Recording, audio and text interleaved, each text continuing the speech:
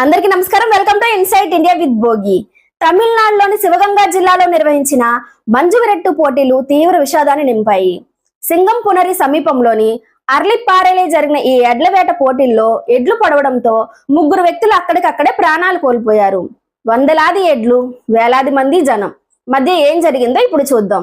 చతుర్వేద మంగళం ఆత్మనాయికి రుద్రకోటేశ్వర ఆలయ ఉత్సవాల్లో భాగంగా ఈ మంజువిరట్టు పోటీలను అత్యంత వైభవంగా నిర్వహిస్తారు. ఈ వేడుకను చూడడానికి మరియు పోటీల్లో పాల్గొనడానికి మదురై, తిరుచి, పుదుకొట్టై వంటి ప్రాంతాల నుంచి సుమారు 500కు పైగా ఎడ్లను తీసుకువచ్చారు. అయితే ఒకేసారి వందలాది ఎడ్లను వదిలివేయడంతో పరిస్థితి అదుపు తప్పింది. ఎడ్ల దాడిలో సుమారు 75 మంది పైగా గాయపడగా అందులో 3 మరణించారు.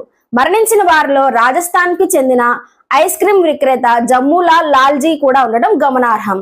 మిగిలిన 2 రామ్నాథన్ మరియు రాజేంద్రన్ గా గుర్తించారు.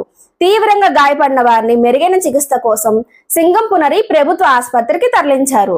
భద్రతా ఏర్పాట్లు ఉన్నప్పటికీ అటవీ ప్రాంతాల్లో విడిచిన ఎడ్ల వలన ఈ ప్రమాదం జరిగినట్లు తెలుస్తుంది. మరికొన్ని వార్తల కోసం మా ఛానల్ ని సబ్స్క్రైబ్ చేయండి. Thank you for watching.